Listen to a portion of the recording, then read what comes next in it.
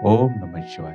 आज हम श्री रुद्र संहिता तृतीय खंड से 40वां अध्याय सुनेंगे, जिसका नाम है भगवान शिव की बारात का हिमालयपुरी की ओर प्रस्थान। तो चलिए आइए शुरू करते हैं। ब्रह्मा जी बोले, हे मुनि श्रेष्ठ नारद, भगवान शिव ने कुछ गणों को वहीं रुकने का आदेश देते हुए नंदीश्वर सहित सभी गणों को हिमालयपुरी चलने की आज्ञा दी। उसी समय गणों के स्वामी शंख कर्ण करोड़ों गण साथ लेकर चल दिए। फिर भगवान शिव की आज्ञा पाकर गणेश्वर शंखकर्ण केशाक्ष विकृत विशाख पारिजात विकृतानंद दुधुम कपाल संदारक कंदुक कुंडक विष्टभ पिप्पल सनादक आवेशन कुंड पर्वतक चंद्रतापन काल कालक महाकाल अग्नि अग्निमुख आदित्य मूर्धा घनावह सनाह कुमुद अमोघ कोकिल सुमंत्र काकपादोदर संतानक मंधुपिंग कोकिल पूर्णभद्रा नील चतुर्वक्त्र करण अहिरोमक यजवाक्ष सत्यमन्यु मेघमन्यु काष्ठगुड विरूपाक्ष सुकेश वृषभ सनातन तालकेतु षण्मुख चैत्र स्वयं प्रभु लकुशीश लोकांतक दीपात्मा दैनांतक भृंगिरिडी देव देव प्रिय अश्नि भानुक प्रथम तथा वीरभद्र अपने असंख्य गणों को साथ लेकर चल पड़े।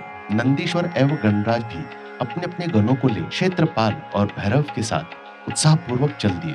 उन सभी गणों के सिर पर जटा, मस्तक पर चंद्रमा और गले में नील चिन्ह था। शिव जी ने रुद्राक्ष के आभूषण धारण किए हुए थे। शरीर पर भस्म शोभायमान थी। सभी गणों ने हार कुंडल केऊ तथा मुकुट पहने हुए थे। इस प्रकार त्रिलोकीनाथ महादेव अपने लाखों करोड़ शिव गणों तथा मुझे श्री हरि और अन्य सभी देवताओं को साथ लेकर धूमधाम से हिमालय नगरी की ओर चल दिए। शिव जी के आभूषणों के रूप में अनेक सर्प उनकी शोभा बढ़ा रहे थे और वे अपने नंदी बैल पर सवार होकर पार्वती जी को ब्याहने के लिए चल दिए।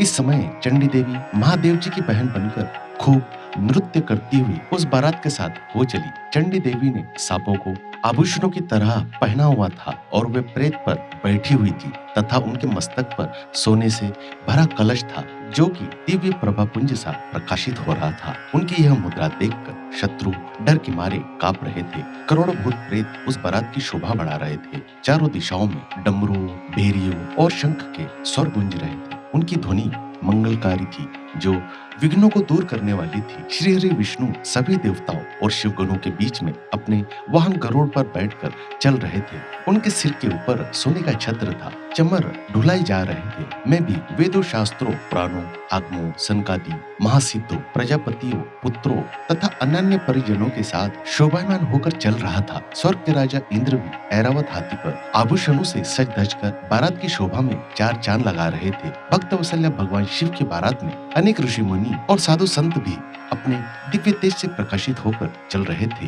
देवाधीश देव महादेव जी का शुभ विवाह देखने के लिए शाकिनी यातुधान बैताल ब्रह्म राक्षस भूत प्रेत पिशाच प्रथम आदिगण तुम्बरु नारद हाहा और हुहु आदि श्रेष्ठ गंधर्व तथा किन्नर भी प्रसन्न मन से नाचते गाते उनके साथ हो लिए। इस विवाह में शामिल होने में स्त्रियां भी पीछे न थी। सभी जगत माताएं देव कन्याएं गायत्री सावित्री लक्ष्मी और सभी देवांगनाएं और देव पत्नियां तथा देव माताएं भी खुशी खुशी शंकर जी की विवाह में सम्मिलित होने के लिए बारात के साथ साथ होली। वेद शास्त्र सिद्ध और महर्षि जिसे धर्म का स्वरूप मानते हैं, जो स्फटिक के समान श्वेत व उज्जवल है, वह सुंदर बैल नंदी भगवान शिव का वाहन है। शिव जी नंदी पर आरूढ़ होकर उनकी शोभा बढ़ाते हैं। भगवान शिव की यह छवि बड़ी मनोहारी थी। वे सज धज कर समस्त देवताओं ऋषि मुनियों शिव गणों भूत प्रेतों माताओं के सानिध्य में अपनी विशाल बारात के साथ साथ अपनी प्राण वल्लभा देवी पार्वती का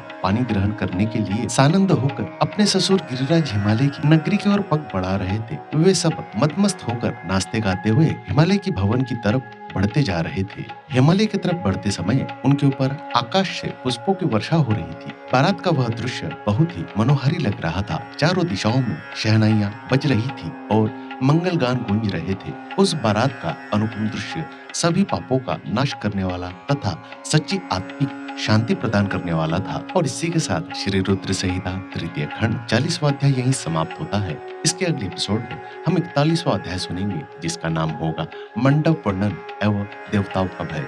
मुझे आशा है आप इस एपिसोड को भी जरूर सुनेंगे। दोस्तों, अगर आपको यह जानकारी अच्छी लगी हो तो कृपया मेरे इस चैनल को सब्सक्राइब करें और शेयर करें। आपको यह जानकारी सुनने के लिए मैं दिल से धन्यवाद करता हूँ।